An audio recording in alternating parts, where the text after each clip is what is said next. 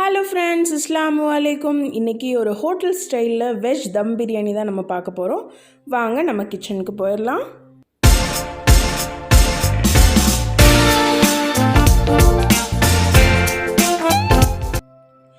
இப்போ நான் ஒரு பிரியாணி பாட் எடுத்திருக்கேன். அதில் ஒரு 3 டேபிள் ஸ்பூன் அளவுக்கு கீ போட்டுக்கோங்க. கீ ஆரம்பத்திலே சேர்த்துக்கோங்க, அப்போ தான் நல்ல வாசமாக இருக்கும் வெஜ் பிரியாணி. அதே குவான்டிட்டியில் ஒரு 2 டேபிள் ஸ்பூன் எக்ஸ்ட்ரா ஆயில் சேர்த்துக்கலாம். கடலெண்ணெய் சேர்த்துக்கோங்க, அது ரொம்பவே எம்மியாக இருக்கும். 5 டேபிள் ஸ்பூன் கடலெண்ணெய் சேர்த்துக்கோங்க.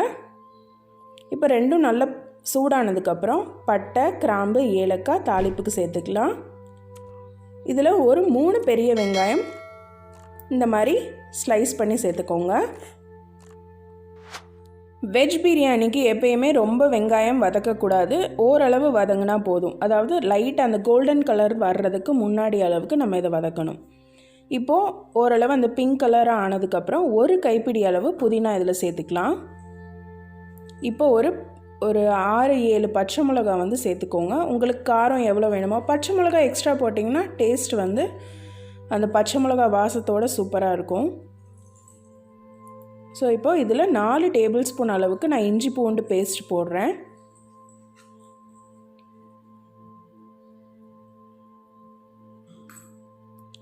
இப்போ இதை நல்லா வதக்கி விடுங்க. அந்த இஞ்சி பூண்டோட ஸ்மெல்லு போகணும், பச்சை வாசம் போகணும்.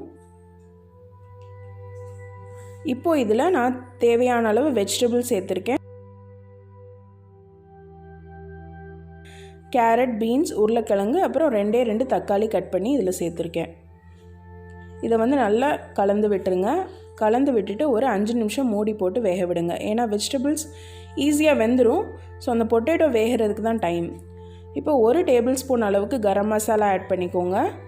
ஒரு 1.5 டேபிள் ஸ்பூன் அளவுக்கு மிளகாய்த்தூள், 1 கப் அளவுக்கு தயிர் ஆட் பண்ணிக்கோங்க. நல்லா மிக்ஸ் பண்ணிக்கோங்க. மிக்ஸ் பண்ணிவிட்டு இப்போது தேவையான அளவு உப்பு போட்டுக்கலாம். இந்த மசாலாவுக்கு தேவையான அளவு உப்பு மட்டும் போட்டுக்கோங்க. இப்போது இதை நல்லா கலந்து விட்டுட்டு ஒரு 5 மினிட்ஸ் மூடி போட்டு வேக வைங்க. அந்த மசாலாலாம் வெஜிடபிள்ஸ்குள்ளே இறங்குறதுக்காக. இப்போ பாருங்கள், நல்லா அந்த ஆயிலெலாம் நல்லா தெளிஞ்சு வந்திருக்கு.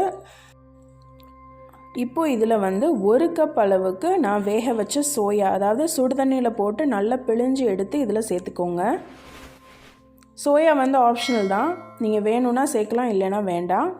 போட்டுட்டு இந்த ஸ்டேஜில் நல்லா மிக்ஸ் பண்ணி விட்டுருங்க. அப்போ தான் அந்த உப்பு காரம்லாம் சோயாவில் இறங்கும். இப்போ ஒரே ஒரு லெமன் ஜூஸ் நான் சேர்த்துருக்கேன்.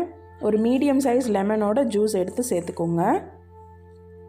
நல்லா மிக்ஸ் பண்ணிவிட்டு இப்போ நம்ம அளவு தண்ணி ஊற்றிடலாம். இந்த கப்பில் நான் 3 கப் அளவுக்கு அரிசி எடுத்திருக்கேன். ஸோ 6 கப் அளவுக்கு நான் தண்ணி ஆட் பண்ணியிருக்கேன். இது நீங்கள் குக்கரில் பண்ணுற மாதிரி இருந்ததுன்னா 1 கப்புக்கு 1.5 கப் அளவு தண்ணி ஆட் பண்ணிக்கோங்க. இப்போ அரிசிக்கு தேவையான அளவு உப்பு ஆட் பண்ணிக்கலாம். நீங்கள் இந்த ஸ்டேஜில் உப்பு காரம்லாம் செக் பண்ணி பார்த்துக்கோங்க. 1 கல் அளவுக்கு காரமும் உப்பும் கூட இருக்கணும்.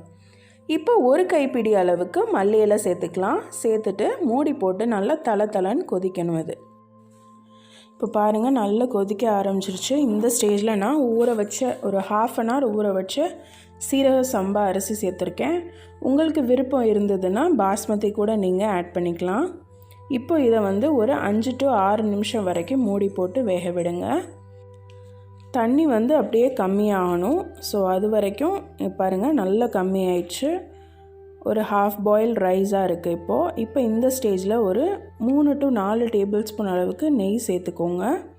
சேர்த்துட்டு நல்லா கலந்து விட்டுட்டு இதை மூடி போட்டு நம்ம தம்மில் விட்டுறலாம். இப்போ இந்த மாதிரி பிளேட் மூடிட்டு மேலே வெயிட்டான பொருள் ஏதாவது தூக்கி வச்சுருங்க. 15 மினிட்ஸ் தம்மில் ஸ்லோ ஃப்ளேமில் இருக்கணும். 15 மினிட்ஸ் ரெஸ்டிங் டைம் கொடுங்க. இப்போ பாருங்கள், சூப்பரான வெஜ் தம் பிரியாணி நம்மளுக்கு ரெடி ஆயிடுச்சு. உங்களுக்கு விருப்பம்னா இதில் நீங்கள் ப்ரெட்டு கூட ஃப்ரை பண்ணி போட்டுக்கலாம். ரொம்பவே டேஸ்டியாக இருக்கும். சர்வ் பண்ணும்போது அந்த ப்ரெட் ஃப்ரையும் கொடுங்க, ரொம்பவே யம்மியாக இருக்கும். இந்த டிஷ்ஷை ட்ரை பண்ணி பார்த்துட்டு உங்கள் வேல்யூபிள் கமெண்ட்ஸை போஸ்ட் பண்ணுங்கள். இந்த வீடியோ உங்களுக்கு கண்டிப்பாக பிடிச்சிருக்கும்னு நம்புகிறேன். பிடிச்சிருந்துச்சுன்னா நம்ம சேனலை சப்ஸ்கிரைப் பண்ணிடுங்க. கூடவே அந்த பெல் ஐக்கானையும் கிளிக் பண்ணிடுங்க. லைக், கமெண்ட் அண்ட் ஷேர் பண்ணிடுங்க. Thank you so much.